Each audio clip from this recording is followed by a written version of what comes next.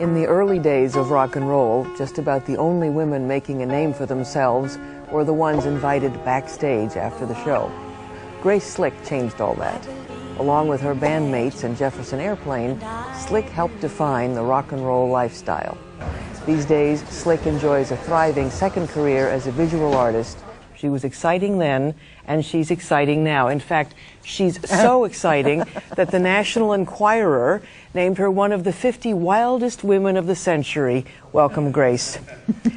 Is it the biggest rush in the world? Is there any rush in the world that's like walking onto a stage in an arena of 20,000 people? And yeah, there is a big rush. Any of the arts I like, and I don't even care which one it is.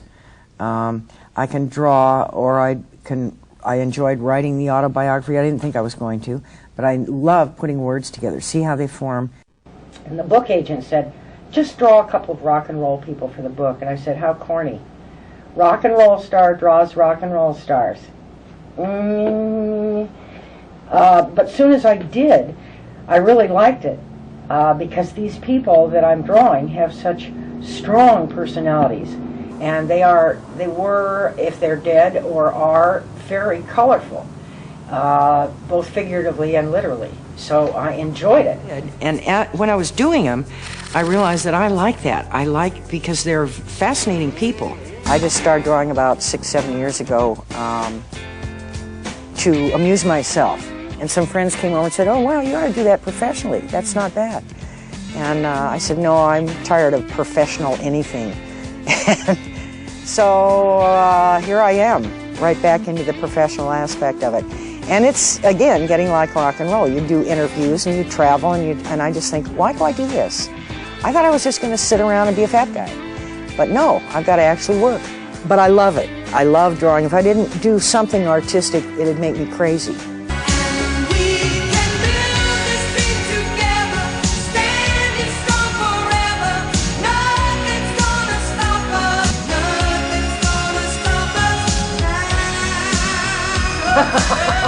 Oh, you're kidding me.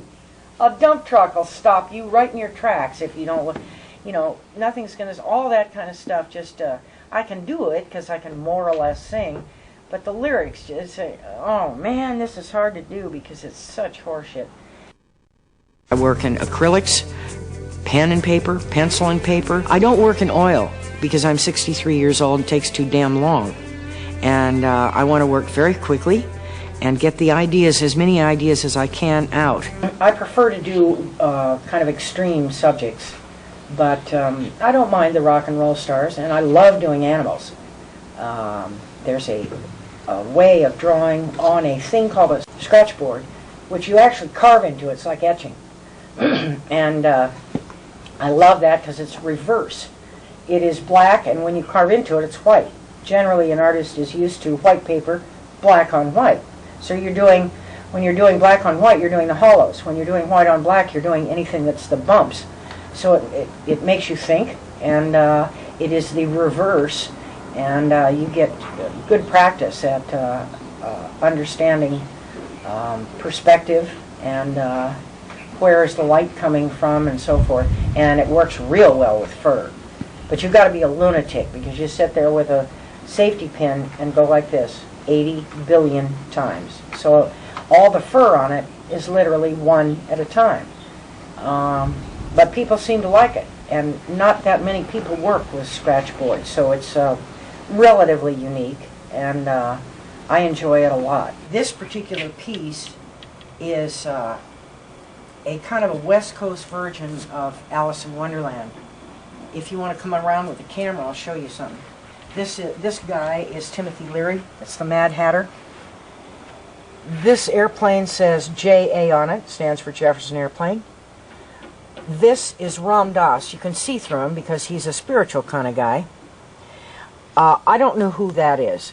That's Alice, but she doesn't convert to anybody that I'm aware of.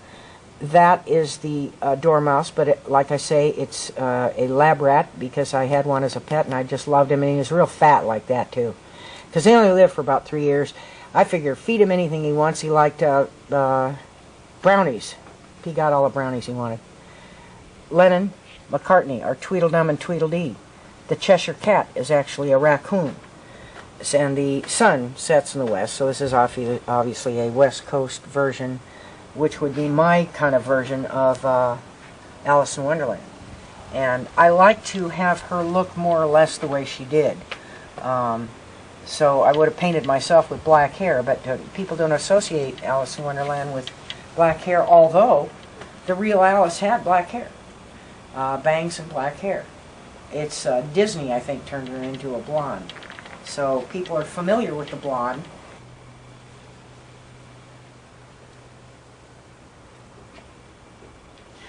How many artists have you seen painting a picture that's already in the frame?